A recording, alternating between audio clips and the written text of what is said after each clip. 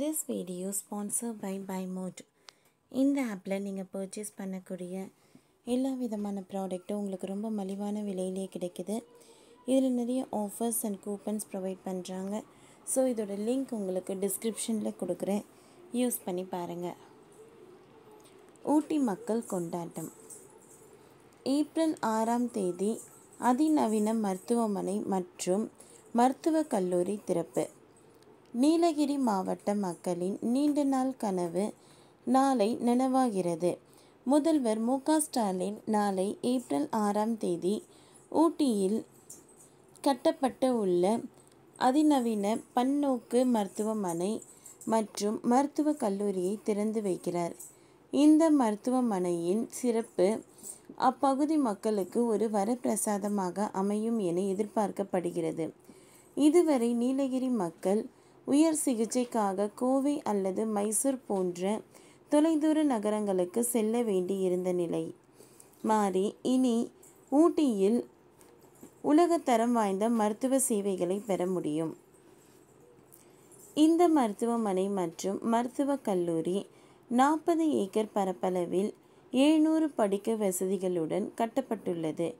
2020ஆம் ஆண்டிலேயே இதற்கான அடிக்கல் நாட்டப்பட்ட நிலையில் தற்பொழுது கட்டுமான பணிகள் முடிவடைந்து திறப்பு விழா நடக்க உள்ளது. இந்த மருத்துவமனைக்கான அடிக்கல் கடந்த ஆட்சியில் நடந்தது குறிப்பிடத்தக்கது.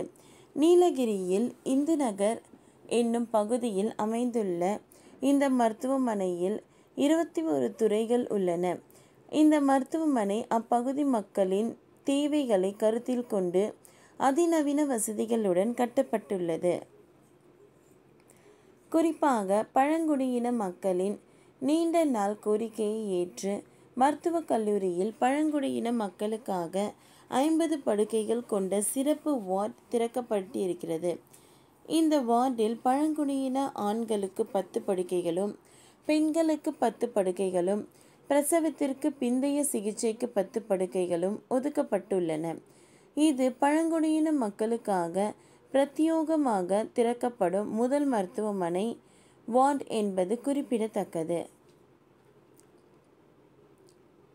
இது மட்டுமல்லாமல் இந்த மருத்துவமனையில் நீலகிரியில் இருக்கும் பல்வேறு பழங்குடியின மக்களுக்கான சிறப்பு மருத்துவ கவுன்சிலிங் சேவையும் அவர்களுக்காக பிரத்யேகமாக வழங்கப்பட உள்ளது. இந்த புதிய மருத்துவமனையில் அனைத்து பிரிவுகளிலும் செயல்பாட்டுக்கு வரவில்லை என்றாலும் அடிப்படை மருத்துவ சேவைகள் அனைத்தும் கிடைக்கும்.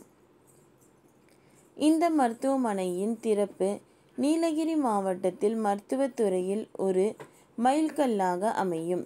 பொருளாதார ரீதியாக பின்தங்கிய மக்களும் தரமான மருத்துவ சேவை பெற இது வழிவகுக்கும்.